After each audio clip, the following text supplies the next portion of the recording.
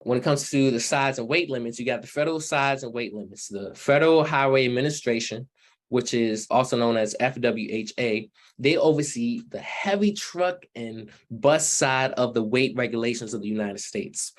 You can also check in 23 CFR Part 658, and CFR stands for Code Federal Regulations. So it applies to the national system of the interstates, also known as the national network, such as the interstate highways and federal highways as well.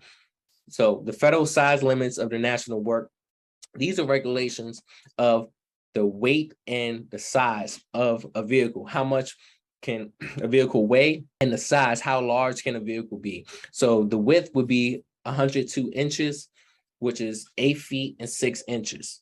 That's the width of that vehicle.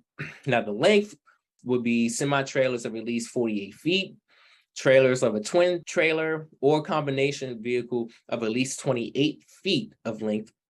No overall limit or tractor semi-trailer combination or tractor trailer combination.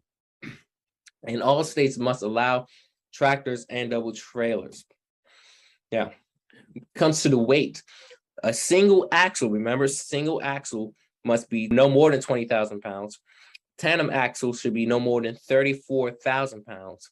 The gross weight should be no more than 80,000 pounds and must be in compliance with the federal bridge formula.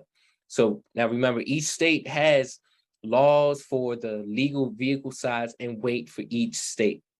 Now the height, there's no necessarily height limit for when it's been established, but it's enforced on a state by state basis. Now the bridge formula is used to determine the maximum gross weight that can be carried on any given arrangement or consecutive axles in order to reduce the risk of damage to bridges. The formula is simple. You have the weight, which is the maximum weight in pounds that can be carried on a group of 2 or more axles to the nearest 500 pounds. Then you have the length, which is the distance of feet between the outer axles on any 2 consecutive axles. Then you have the N, which is the number of axles that is being factored in. So the 2 bridge formula factors is 1, the number of axles required to handle the vehicle weight, and the distance between the axles. So the formula is the length times the number of axles that's being considered, divided by the number of axles that are being considered, minus 1, plus 12 times the number of axles, plus 36. So that's the bridge formula. And the goal is the gross total weight cannot be no more than 80,000 pounds.